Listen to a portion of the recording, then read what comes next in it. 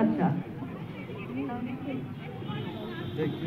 Hello hello hello hello hello hello hello hello hello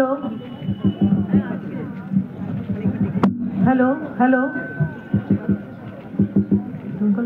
hello hello hello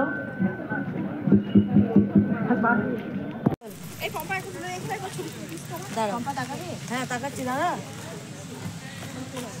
কি হচ্ছে মো এটা আমি শ্রদ্ধেয় সভাপতি দীপক দেব মহাশয়ের হাতে মাইক তুলে দিই।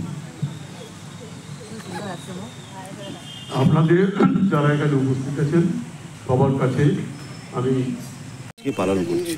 প্রত্যেক বছরের মতো আমরা ভাষাকর্মী, সাংস্কৃতিক কর্মী এবং বাংলা ভাষার নিবেদিতপ্রাণ মানুষ বিভিন্ন সংস্থা দুর্গাপুরে আমরা এই ভাষা শহীদ উদ্যানে একত্রিত হই। এই দিনটা তো একটা ঐতিহাসিক দিন, একটা শিকড় পুষ্টের দিন। এই দিন এর জন্যই সারা পৃথিবীতে আন্তর্জাতিক মাতৃভাষার স্বীকৃতি আদায় করেছিল। এই দিনে যে সকল শহীদের নাম উঠে আসছে তারা তো বটেই, তারা ছাড়াও প্রচুর আবর্ত শহীদ রয়েছেন চারপাশে, যাদের সম্মিলিত প্রয়াস আজকের এই দিনটা আমরা অত্যন্ত শ্রদ্ধার সঙ্গে এই দিনটা পালন করে আসছি।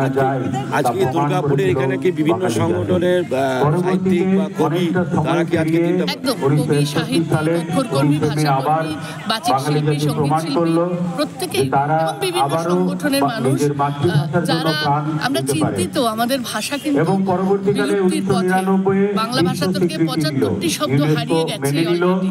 আমরা চাই না আগামী দিনে বাংলা ভাষা বিলুপ্তির পথে, ভবিষ্যতে মুখে যেন বাংলা ভাষা লেগে থাকে। আমরা চাই। আপনার নাম? আমার নাম কাকলি দাস।